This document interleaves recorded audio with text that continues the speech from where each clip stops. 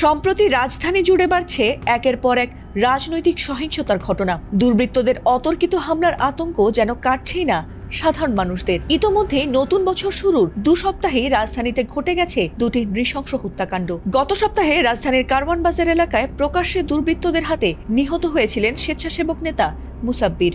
আর সেই মর্মান্তিক হত্যার রেশ না কাটতেই আরও একটি নৃশংস ঘটনা যে আবারও ঠিক পরের সপ্তাহেই ঘটতে পারে, তা বোধ হয় কল্পনাও করেনি কেউ।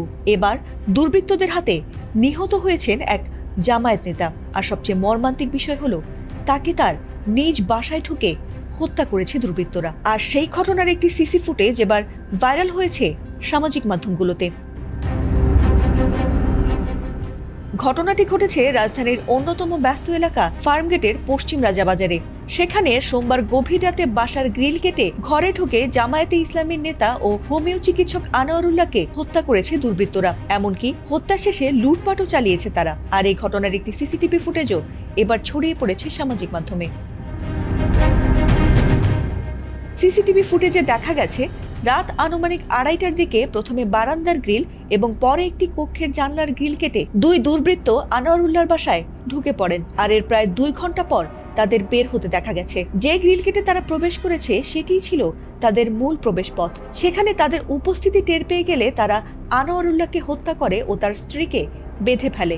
এরপর তারা 8 ভরি স্বর্ণ ও নগদ 5 লাখ টাকা লুট করে নিয়ে একই প্রবেশ পথ দিয়ে পালিয়ে যায়।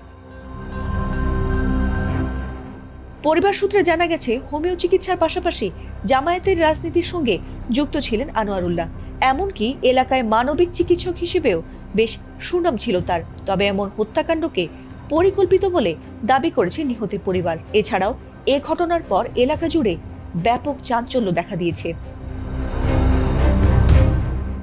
এই হত্যাকাণ্ড নিয়ে পুলিশ জানিয়েছে এখন পর্যন্ত কোনো মামলা রুজু করা হয়নি, তবে এর প্রক্রিয়া চলমান রয়েছে। এছাড়া ঘটনাস্থলের আশেপাশের সিসি ফুটেজ সংগ্রহ করা হচ্ছে এবং ঘটনার সঙ্গে জড়িতদের শনাক্তের চেষ্টা চলছে বলে জানিয়েছে পুলিশ। ফাতিমা সুলতানা, এটিএন বাংলা।